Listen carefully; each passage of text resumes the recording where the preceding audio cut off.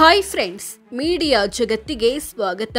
Friends, ಬೆಂಗಳೂರಿನ Chinnaswamy stadium ಬಳಿ ಸಂಭವಿಸಿದ ಭೀಕರ ಕಾಲ್ತುಳಿತದಲ್ಲಿ ಮೃತಪಟ್ಟವರು ಯಾರು? ಯಾವ ಜಿಲ್ಲೆಯವರು? ವಿದ್ಯಾರ್ಥಿಗಳ್ಯಾರು? ಕೆಲಸ ಮಾಡ್ತಿದ್ದವರು ಯಾರು? ಮದ್ವೆ ಹೊಸ್ತಿಲಲ್ಲಿ ಇದ್ದವರು ಯಾರು ಅನ್ನೋದನ್ನ ಈ ವಿಡಿಯೋದಲ್ಲಿ ತೋರಿಸ್ತೀವಿ. ಕೊನೆವರೆಗೂ ನೋಡಿ. ಪೂರ್ಣಚಂದ್ರ ಸುಮಾರು 28 ವರ್ಷ ವಯಸ್ಸಿನ ಪೂರ್ಣಚಂದ್ರ ಇಂಜಿನಿಯರ್ ಕಮ್ ರೈತನಾಗಿ ಕೆಲಸ ಮಾಡ್ತಿದ್ರು.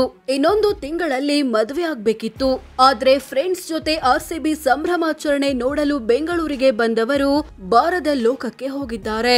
ಇವರದ್ದು ಮಂಡ್ಯ ಜಿಲ್ಲೆ ಕೆಆರ್ಪೇಟೆ ತಾಲೂಕಿನ ರಾಯಸಮುದ್ರ. ದಿವ್ಯಾಂಶಿ 14 ವರ್ಷ ವಯಸ್ಸಿನ ಈ ಬಾಲಕಿ ಬೆಂಗಳೂರಿನ ಶಾಲೆಯೊಂದರಲ್ಲಿ 9ನೇ ತರಗತಿ ಓದ್ತಿದ್ಲು.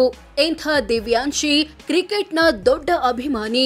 ಈ ಹಿನ್ನೆಲೆ ಮಗಳಿಗೆ ವಿರಾಟ್ ಕೊಹ್ಲಿ ತೋರಿಸಬೇಕು ಅಂತ ತಾಯಿಯೇ ಚಿನ್ನಸ್ವಾಮಿ ಸ್ಟೇಡಿಯಂ ಬಳಿ ಕರ್ಕೊಂಡು ಹೋಗಿದ್ರು.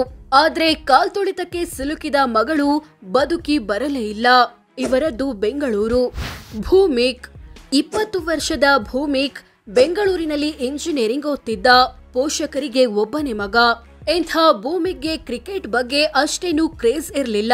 ಆದ್ರೆ ಫ್ರೆಂಡ್ಸ್ ಕರೆದ್ರು ಅಂತ ಅಮ್ಮನಿಗೆ ಹೇಳಿ ಹೋಗಿದ್ದಾನೆ. ವಾಪಸ್ ಸಿಕ್ಕಿದ್ದು ಶವವಾಗಿ. ಮೂಲತಃ ಹಾಸನ ಜಿಲ್ಲೆ ಬೇಲೂರು ತಾಲೂಕಿನವರಾದ ಇವರ ಕುಟುಂಬ ಬೆಂಗಳೂರಿನಲ್ಲಿ ವಾಸವಿತ್ತು. ಅಕ್ಷತಾ 27 ವರ್ಷ ವಯಸ್ಸಿನ ಇವರು ಬೆಂಗಳೂರಿನಲ್ಲಿ ಸಿಎ ಅಥವಾ ಚಾರ್ಟರ್ಡ್ ಅಕೌಂಟೆಂಟ್ ಆಗಿ ಕೆಲಸ ಮಾಡ್ತಿದ್ರು.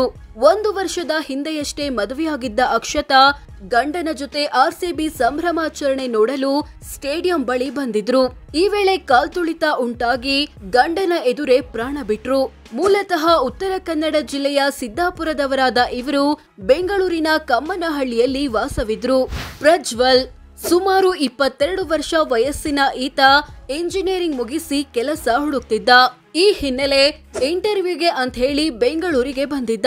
ಆದ್ರೆ ಹೋಗಿದ್ದು ಚಿನ್ನಸ್ವಾಮಿ ಸ್ಟೇಡಿಯಂ ಬಳಿ. ಅಲ್ಲಿ ಕಾಲ್ತುಳಿತಕ್ಕೆ ಸಿಕ್ಕು ಕೊನೆಯುಸಿರೆಳೆದು ಬಿಟ್ಟ. ಇವರದ್ದು ಚಿಕ್ಕಬಳ್ಳಾಪುರ ಜಿಲ್ಲೆ ಚಿಂತಾಮಣಿ ತಾಲೂಕು. ಸಹನಾ 24 ವರ್ಷದ ಸಹನಾ ಬೆಂಗಳೂರಿನ ಬಾಷ್ ಕಂಪನಿಯಲ್ಲಿ ಇಂಜಿನಿಯರ್ ಆಗಿ ಕೆಲಸ ಮಾಡ್ತಿದ್ರು. ಕೆಲ ವರ್ಷಗಳಲ್ಲೇ ಮಗಳಿಗೆ ಮದುವೆ ಮಾಡಬೇಕು ಅನ್ನೋ ಯೋಚನೆಯಲ್ಲಿತ್ತು ಕುಟುಂಬ.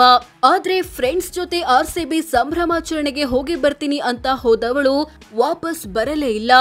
ಇವರದ್ದು ಕೋಲಾರ ಜಿಲ್ಲೆಯ ಕೆಜಿಎಫ್ ತಾಲೂಕು. ಆದ್ರೆ ವಾಸ ಇದ್ದಿದ್ದು ಬೆಂಗಳೂರಿನಲ್ಲಿ. ಶಿವಲಿಂಗ 16 ವರ್ಷದ ಈ ಬಾಲಕ ಬೆಂಗಳೂರಿನಲ್ಲಿ ಎಸ್ಎಸ್ಎಲ್ಸಿ ಮುಗಿಸಿ ಫಸ್ಟ್ ಪಿಯುಸಿಗೆ ಹೋಗ್ಬೇಕಿತ್ತು. ಈ ಹಿನ್ನೆಲೆ ಟಿಸಿ ಪಡೆಯಲು ಶಾಲೆಗೆ ಹೋಗ್ತೀನಿ ಅಂದವನು ಹೋಗಿದ್ದು ಚಿನ್ನಸ್ವಾಮಿ ಸ್ಟೇಡಿಯಂಗೆ. ಅಲ್ಲಿ ಕಾಲ್ತುಳಿತಕ್ಕೆ ಸಿಕ್ಕು ಮೇಲೇಳಲೇ ಇಲ್ಲ. ಮೂಲತಃ ಯಾದಗಿರಿ ಜಿಲ್ಲೆಯವರಾದ ಇವರು ಬೆಂಗಳೂರಿನಲ್ಲಿ ವಾಸವಿದ್ರು.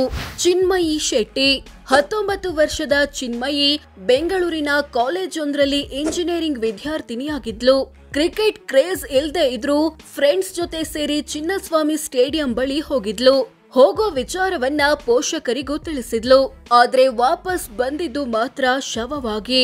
ಮೂಲತಃ ಉಡುಪಿ ಜಿಲ್ಲೆಯ ಹೆಬ್ರಿಯವರಾದ ಇವರು ಬೆಂಗಳೂರಿನ ತಿಪ್ಪಸಂದ್ರದಲ್ಲಿ ವಾಸವಿದ್ರು. ಮನೋಜ್ 19 ವರ್ಷ ವಯಸ್ಸಿನ ಈತ ಬೆಂಗಳೂರಿನ ಕಾಲೇಜ್ ಒಂದರಲ್ಲಿ ಬಿಬಿಎ ವಿದ್ಯಾರ್ಥಿಯಾಗಿದ್ದ. ಆರ್ಸಿಬಿ ಸಂಭ್ರಮಾಚರಣೆ ನೋಡೋಕೆ ಹೋಗ್ತೀನಿ ಅಂತ ಅಮ್ಮನ ಬಳಿ ಹೇಳಿ ಹೋದವನು ವಾಪಸ್ ಬಂದಿದ್ದು ಶವವಾಗಿ. ಇವರದ್ದು ಮೂಲತಃ ತುಮಕೂರು ಜಿಲ್ಲೆ ಕುಣಿಗಲ್ ತಾಲೂಕು. ಆದ್ರೆ ವಾಸ ಇದ್ದಿದ್ದು ಬೆಂಗಳೂರಿನಲ್ಲಿ. ಶ್ರವಣ್ ಸುಮಾರು 20 ವರ್ಷ ವಯಸ್ಸಿನ ಶ್ರವಣ್ ಬೆಂಗಳೂರಿನ ಕಾಲೇಜ್ ಒಂದರಲ್ಲಿ ಬಿಡಿಎಸ್ ವಿದ್ಯಾರ್ಥಿಯಾಗಿದ್ದ. ಆರ್ಸಿಬಿ ಸಂಭ್ರಮಾಚರಣೆ ನೋಡಲು ಹೋದವನು ಕಾಲ್ತುಳಿತಕ್ಕೆ ಸಿಕ್ಕು ಮೃತಪಟ್ಟ. ಮೂಲತಃ ಚಿಕ್ಕಬಳ್ಳಾಪುರ ಜಿಲ್ಲೆಯವನಾದ ಈತ ವಾಸ ಇದ್ದಿದ್ದು ಬೆಂಗಳೂರಿನಲ್ಲಿ.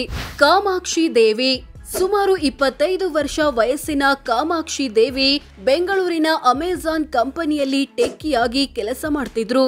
ಆದ್ರೆ ಆರ್ಸಿಬಿ ಸಂಭ್ರಮಾಚರಣೆ ನೋಡೋಕೆ ಹೋಗಿ ಕಾಲ್ತುಳಿತಕ್ಕೆ ಸಿಲುಕಿಬಿಟ್ರು.